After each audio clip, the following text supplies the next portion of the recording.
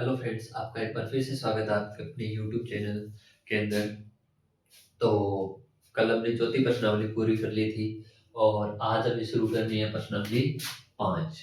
प्रश्नावली 5 और पांचवी प्रश्नावली का नाम क्या है भाई? पांचवी प्रश्नावली है समांतर श्रेणियां। क्या है? समांतर श्रेणियां। समांतर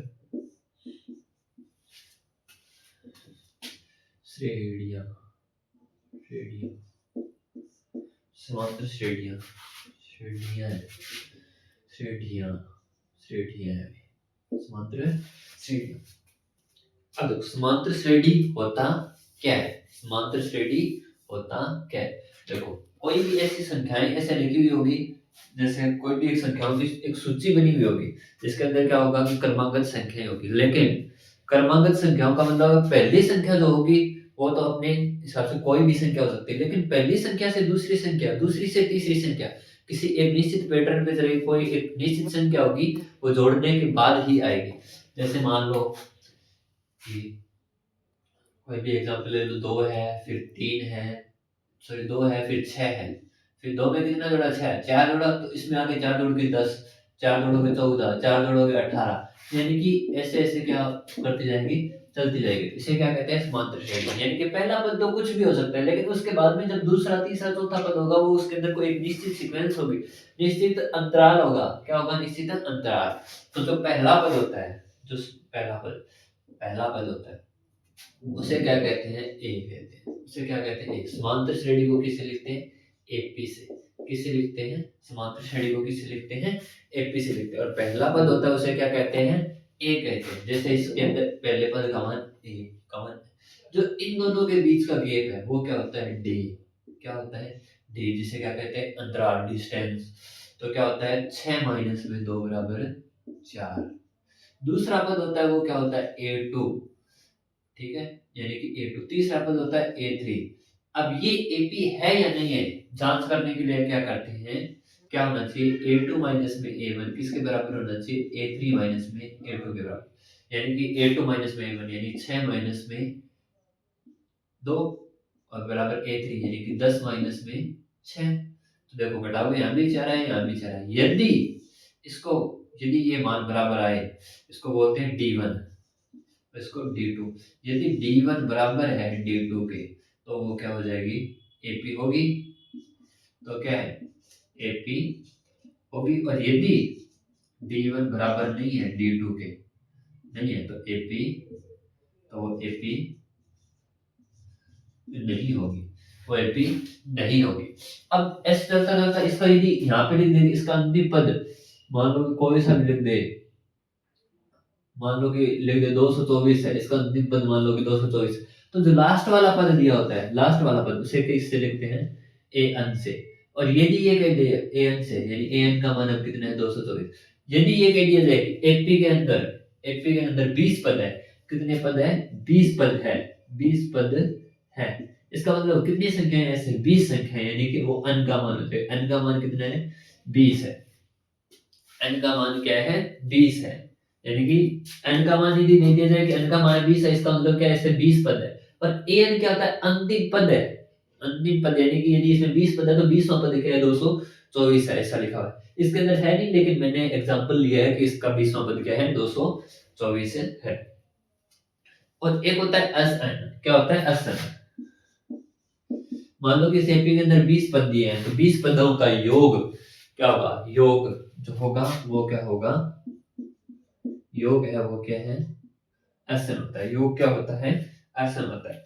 अब देखो, एन और एसन निकालने का फॉर्मूला होता है। एन और एसन निकालने का फॉर्मूला होता है। एक तो देखो, यदि आपको 20वां पद निकालना है तो आप कैसे निकालोगे? पहले पहला, दूसरा, तीसरा, चौथा, पांचवा ऐसे निकालोगे। यदि आपको दे दिया जाए कि सीधा ये कौन सा 20वां पद निकालना है, यानी ए एन पद निकालना है, तो ए एन का पद निकालने का मान क्या होता है? ए प्लस में एन माइनस में 1 इंटू डी। ये क्या होता है? a प्लस में n माइनस में 1 इंटू डी। और Sn का फॉर्मूला क्या होता है? n बटे 2 2a प्लस n माइनस में 1 इंटू डी। और यहाँ क्या होता है n बटे 2 a प्लस में an a प्लस में a। ये दो फॉर्मूले होते हैं। यदि an का मान दिया है, अंतिम पद का मान दिया है तो ये वाला फॉर्मूला लगाएंगे, और यदि अंतिम पद का मान नहीं दिया है तो ये वाला फॉर्मूला लगाएंगे। यदि अंतिम पद का मान दिया है तो ये वाला फॉर्मूला लगाएंगे, यदि नहीं दिया है तो ये वाला। an का एक ही फॉर्मूला होता है, ठीक है। अब देखते हैं हमने प्रश्नावली 5.1। कौन सी प्रश्नावली 5.1?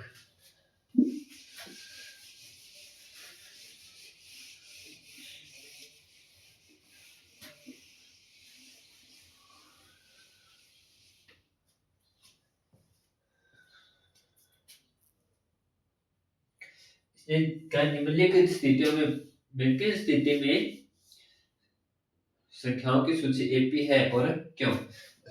अब देखो पहला क्या है, प्रत्येक किलोमीटर के बाद एक टैक्सी का किराया, जबकि प्रथम किलोमीटर के लिए किराया, यानी प्रथम किलोमीटर के लिए किराया पहले का पहला प्रथम किलोमीटर का किराया कितना है? 15 रुपए। यानी कि ए का मान कितना दे दिया? 15 रुपए। अब इसने क्या कहा है कि अतिरिक्त किलोमीटर के लिए किराया 8 रुपए। अतिरिक्त किलोमीटर के लिए अतिरिक्त किलोमीटर का किराया कितना है? 8 रुपए। तो यानी कि पहले किलोमीटर के लिए किराया कितना है? 15 रुपए। दूसरे किलोमीटर A1 हो गया, A2 का मान। दूसरे किलोमीटर के लिए किराया कितना होगा? 15 प्लस में 8 कितना हो जाएगा? 23 रुपए। तीसरे किलोमीटर के लिए किराया कितना हो जाएगा? 23 रुपए तो दूसरे किलोमीटर के लिए है, तो तीसरे किलोमीटर के लिए 23 प्लस में 8 कितना हो जाएगा? 31 रुपए। कितना आ जाएगा? 31 रुपए। अब आपको क्या करना है, वही मैंने बताया था कि एपी है या नहीं है, उसकी जांच करने के लिए आपको क्या करना है, क्या करना है, D1 बराबर है या D2 के देखना है या नहीं। तो D1 क्या हो जाएगा? A2 माइनस में A1 बराबर A3 माइनस में A2। तो A2 का मान कितना है? 23 माइनस में 15 बराबर 31 माइनस में 23। 31 माइनस में 23, तो यहाँ भी कितना आ जाएगा? 8। यहाँ भी कितना आ जाएगा? 8। बराबर है ना दोनों? 8 बराबर 8। तो अतः यह क्या हो जाएगी? अतः यह है एपी है। अतः यह क्या है? एक एपी है। अब देखो इसका दूसरा क्या कह रहे हैं कि किसी बेलन में उपस्थित हवा की मात्रा जबकि वायु निकालने वाला पंप प्रत्येक बार बेलन में के शेष हवा का 1/4 भाग बाहर निकालता है। तो क्या कर लिया, माना बेलन में कुल हवा x, यानी कि a का मान कितना आ गया? x, और प्रत्येक बार में हवा बाहर निकालता है। प्रत्येक बार में हवा बाहर निकालेगा कितनी? 1/4 भाग। कितनी हवा बाहर निकालेगा? 1/4 भाग। तो क्या है, पहले x था, x में से क्या कर दिया? 1/4 बाहर निकाल दिया, तो क्या बच जाएगा? 3x/4। कितना बच गया? 3x/4। अब क्या हुआ, x का 1/4, सॉरी x का 1/4 क्या हो जाएगा? x/4। देखो x का प्रत्येक बार 1/4 भाग निकाल रहा है, तो x का 1/4 कितना हो जाएगा? x/4 हो जाएगा। x हवा थी, उसमें से x/4 बाहर निकाल दिया, तो कितना बच गया? 3x/4। 3x/4। अब इसने क्या कहा, शेष हवा जो बच गई उसका 1/4 भाग बाहर निकालना है, यानी कि 3x/4 का 1/4। 3x/4 का 1/4 कितना हो जाएगा? 3x इंटू में 1/4 इंटू में 4, तो कितना हो जाएगा? 3x/16। अब क्या निकालेगा? ये क्या हो गया? ये क्या था? ये A2 था। अब ये आ रहा है A3। बस इतना ही निकालना है अपने को ए थ्री तक। तो क्या हो जाएगा 3x बटे 4 माइनस में क्या आ जाएगा 3x बटे 16। इनका एलसीएम लोगे तो कितना आ जाएगा 16। तो यहाँ पे कितना होगा 4 तिया 12x माइनस में 3x। 12x माइनस में 3x क्या बचेगा 9x बटा में 16। तो ए थ्री का मान कितना आएगा 9x बटे 16। अब देखो वापस d1 बराबर d2 है या नहीं है ये चेक करेंगे। तो d1 का मान क्या होता है a2 माइनस में a1 और a3 माइनस में a2। तो a2 का मान कितना है 3x माइनस में 16 माइनस में x। a1 का मान कितना है x। 3x माइनस में 16 नहीं है सॉरी 3x माइनस में 4 बराबर कितना है 3x 9x माइनस में 16 9x बटे 16 9x बटे 16 माइनस में 3x बटे 4 3x बटे 4। यदि 3x बटे 4 में से घटाओगे x को तो क्या बचेगा माइनस का x बटे 4। क्या बचेगा माइनस का x बटे 4। और यदि 9x माइनस में 9x बटे 16 में से घटाओगे माइनस के 3 बटे 4 तो क्या बचेगा क्या बचेगा माइनस का 4 दिया कितना हो जाएगा 12 12 में से माइनस का 3x बटे 4। तो क्या है ये दोनों बराबर है नहीं है। ये दोनों बराबर नहीं है तो अतः क्या ले जाते हैं ये है एपी एपी नहीं है। अतः ये है अतः यह एपी नहीं है। अतः यह क्या नहीं है एपी नहीं है। तो देखो इसका तीसरा इसका तीसरा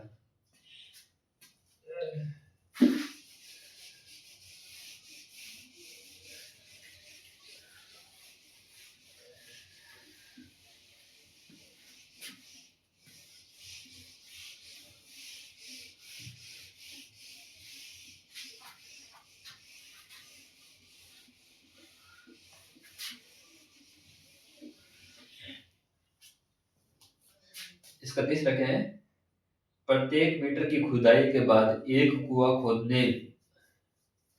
खोदने में आई लागत जबकि प्रथम मीटर की खुदाई की लागत 150 रुपया था। उसके बाद प्रत्येक किलोमीटर की खुदाई की लागत कितनी है 50 रुपए बढ़ जाती है 50 रुपए बढ़ जाती है। तो प्रथम किलोमीटर की लागत कितनी है प्रथम किलोमीटर किलोमीटर दिया है प्रथम मीटर दिया है प्रथम मीटर की खुदाई प्रथम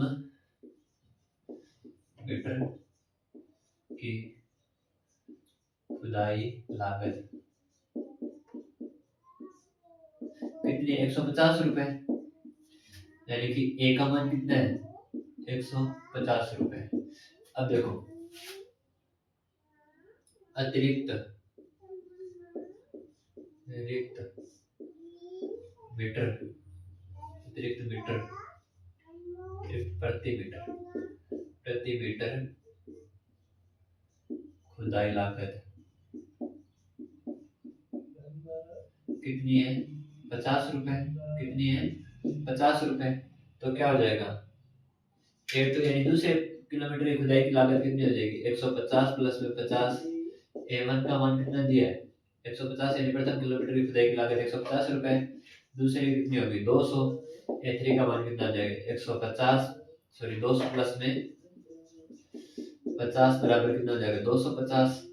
वापस वही d1 बराबर है d2 के है या नहीं। तो क्या हो जाएगा a3 माइनस में a2 माइनस में a1 बराबर a3 माइनस में a2।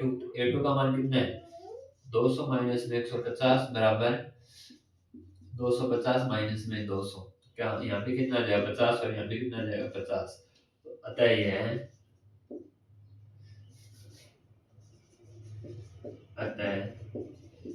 एपी है। अतः यह क्या है एपी है। इसका चौथा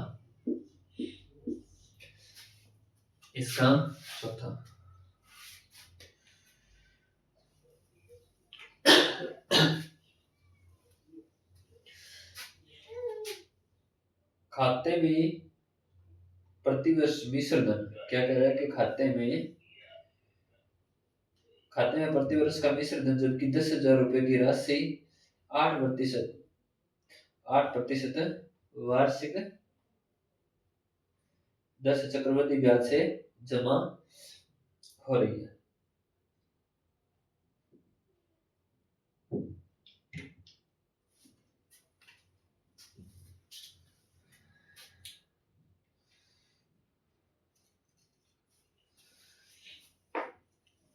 अब देखो इसने क्या कहा है कि जब राशि किस ब्याज से जमा हो रही है 8% वार्षिक ब्याज की दर से, तो मूलधन कितना दिया इसमें, मूलधन 10,000 रुपए, यानी कि A1 का मान कितना आ गया 10,000 रुपए। अब इसने क्या कहा है कि 8% ब्याज की दर से व्यक्त कर रहा है, तो दर कितनी दी है, दर कितनी है 8%, दर कितनी दी है 8%। अब मिश्र धन निकालने का फॉर्मूला क्या होता है, मिश्र धन, मिश्र धन बराबर क्या होता है, मूलधन, मूलधन इनटू मूलधन प्लस में कितना दे 10,000, मूलधन प्लस में 10,000,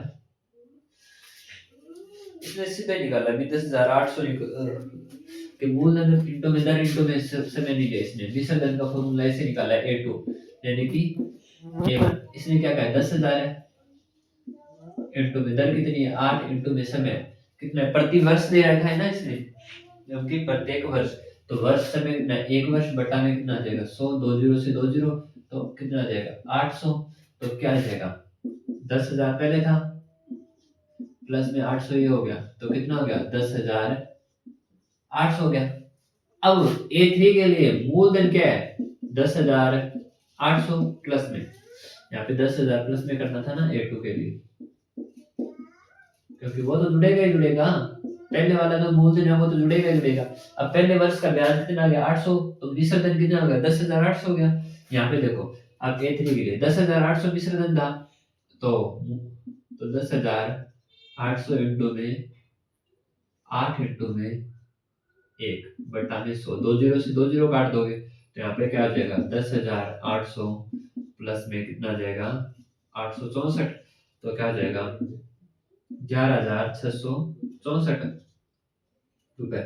तो क्या आ जाएगा A3 का मान आ गया, तो वही D1 बराबर D2 है या नहीं, तो A2 माइनस में A1 बराबर A3 माइनस में A2, तो A2 का मान कितना है 10,800 माइनस में 10,000 बराबर 11,664 माइनस में 10,800, तो यहाँ पे क्या आ जाएगा 800, यहाँ क्या आ जाएगा 864, तो क्या ये बराबर है, नहीं है, तो अतः ये क्या हो जाएगी, अतः ये है AP नहीं है, अतः ये AP नहीं है, अतः ये क्या नहीं है AP नहीं है। तो इसका पहला क्वेश्चन कंप्लीट हो गया। अब देखते हैं क्वेश्चन नंबर 2, क्वेश्चन नंबर 2,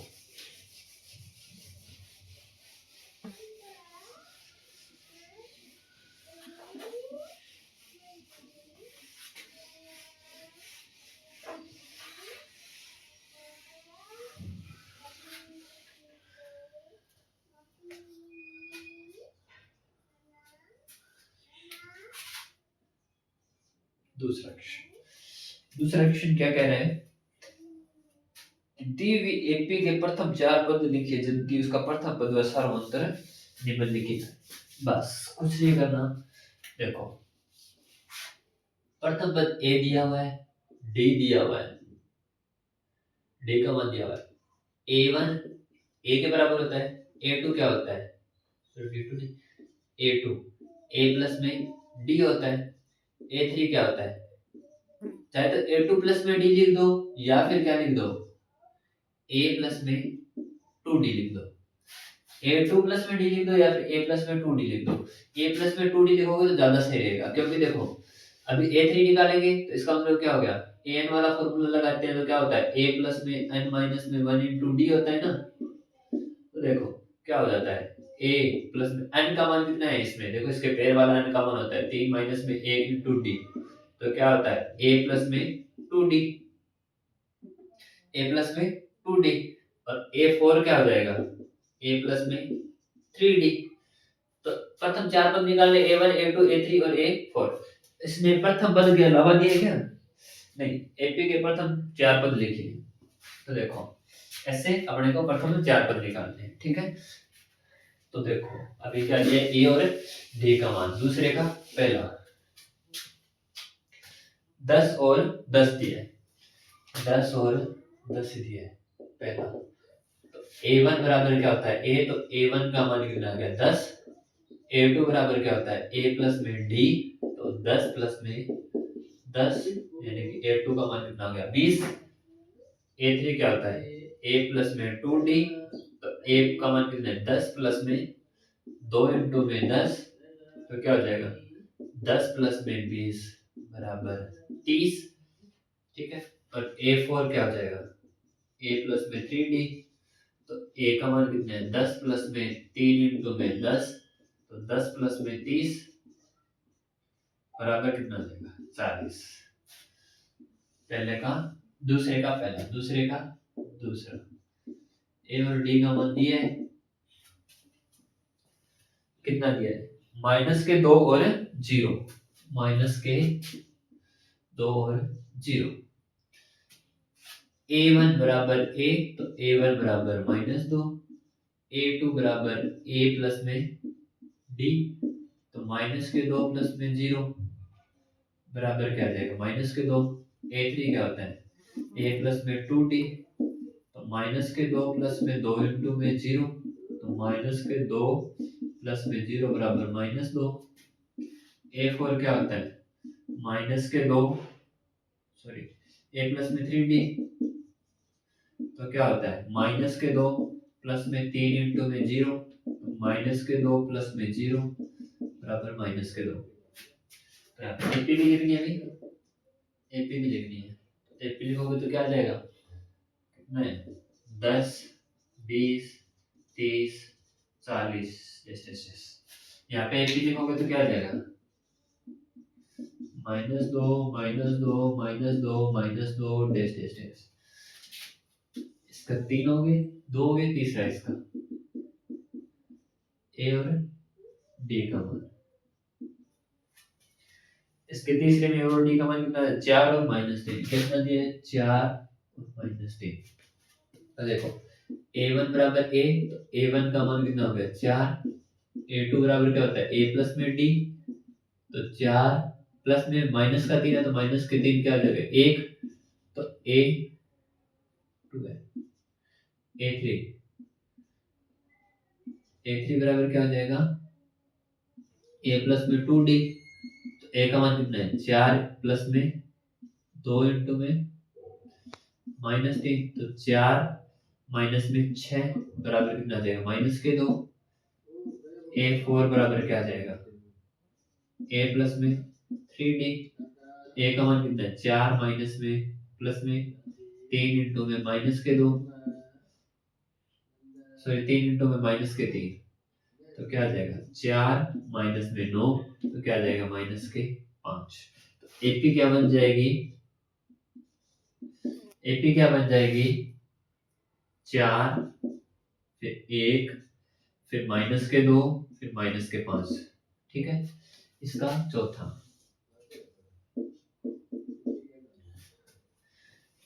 ए और डी, ए और डी, ए का मान कितना दिया है -1 और 1/2, -1 और 1/2। a1 बराबर a होता है, तो a1 का मान कितना हो गया -1, a2 बराबर क्या होता है a प्लस में d, तो माइनस का 1 प्लस में 1/2, ये माइनस का 1 है, ये आधा है, तो माइनस के 1 में से आधा घटाओगे तो माइनस का आधा बच जाएगा ना, माइनस का 1/2। a3 a प्लस में 2d, a क्या है माइनस का 1 प्लस में 2 इंटू में 1/2, 2 से 2 कट जाएगा, -1 प्लस 1 बराबर 0। a3 क्या है a प्लस में 3d, a प्लस में 3d, a प्लस में 4, a4 अभी a प्लस में 3d, तो क्या हो जाएगा a प्लस में 3 इंटू में 1/2, -1 तो यहाँ -1 और प्लस में क्या आ जाएगा 3/2 तो घटाओगे तो क्या आ जाएगा 1/2 क्या आ जाएगा 1/2 एपी क्या बन जाएगी एपी -1 माइनस के 1/2 0 1/2 डेस डेस डेस। अब देखो इसका 5 इसका 5 देखो ये माइनस का 1 और ये डेढ़ है, डेढ़ में से माइनस का 1 घटाओगे तो आधा बचेगा ना। 3/2 क्या होता है डेढ़ होता है क्या। अब देखो इसका 5 माइनस के 1.25 और माइनस के 0.25 ए का मान है माइनस के 1.25 और डी का मान है माइनस के 0.25। तो देखो क्या आ जाएगा a1 बराबर क्या होता है ए तो a1 बराबर क्या आ जाएगा माइनस का 1.25 a2 बराबर क्या होता है a प्लस में डी तो माइनस का 1.25 माइनस में क्या आ जाएगा 0.25 तो क्या आ जाएगा माइनस का 1.50 ठीक है। a3 क्या होता है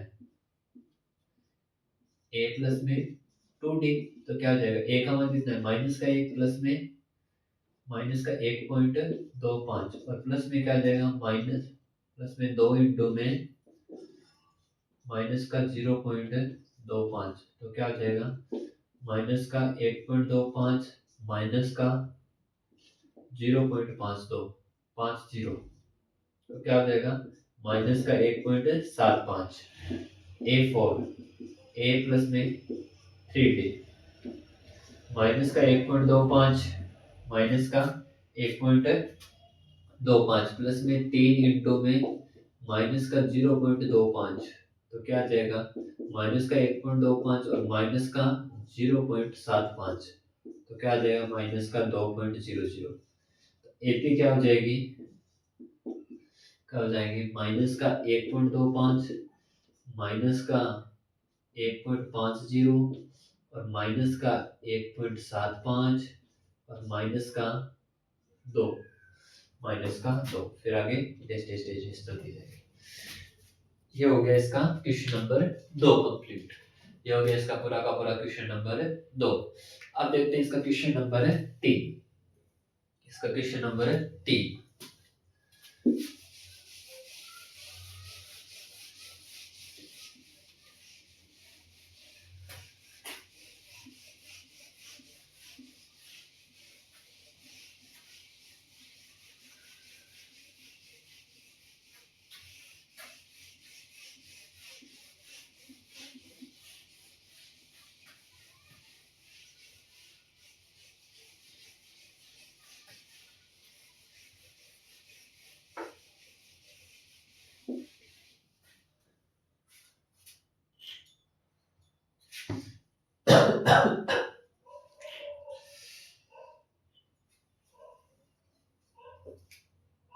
देखो 5.21 का कौन सा क्वेश्चन कर लिया 2 कर लिया ना तीसरा क्वेश्चन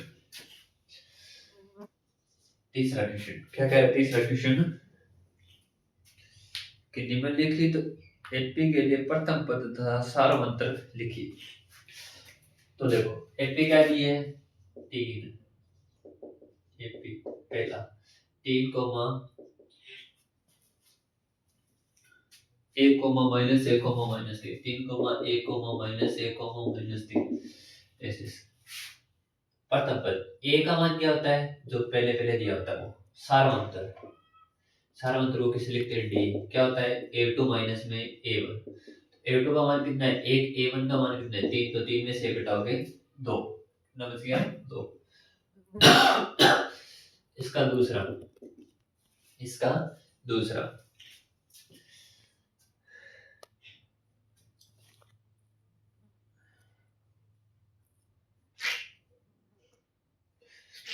इसने ये नहीं पूछा ना कि एपी आपको जांच तो नहीं करनी है जांच नहीं करनी होती तो सारमंत्र a2 माइनस में a1 लेते हैं। यदि ये कहता कि एपी की जांच करो और फिर बताओ तो यदि एपी की जांच करनी होती ना तब तो अपने क्या लेते हैं कि पहले a3 माइनस वो चेक करके निकालते। अभी दूसरा कह दिया -5 -1 3 7